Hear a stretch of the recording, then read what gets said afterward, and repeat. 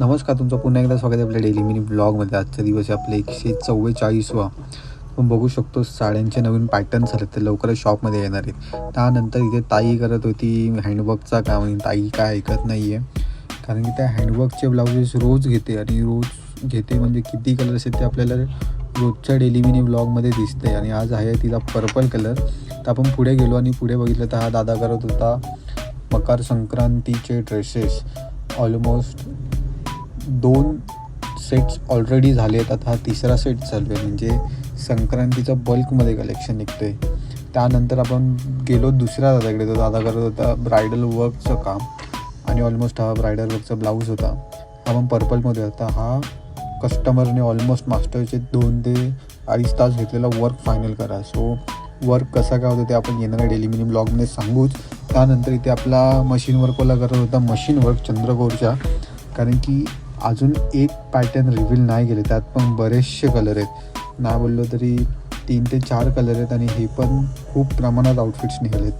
त्यानंतर आपण गेलो हा दादाकडे.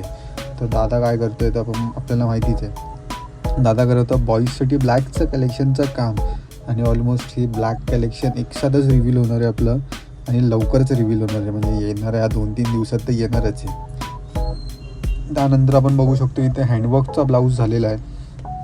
टोटल बघू शकतो त्याचं फ्रंट अँड बॅक. हा बॅक नेक आहे, मध्ये बुट्टी टाकली आहे. तर आपण तसेच निघालेलो शॉपला, पण त्यात दादा करत होता रेडीमेड ब्लाउजेसची कामं, कारण की प्लेन ब्लाउजेसमध्ये पण कलर्स सगळे आउट ऑफ स्टॉक झाले. तर पटकन गेलो, दादा कुठला कलर करत होतो बघितला आणि आपल्याला जायचं तर शॉपला, कारण शॉपमध्ये पण कस्टमर चालू आहेत. तर चला भेटूया शॉपला डायरेक्ट जाऊन.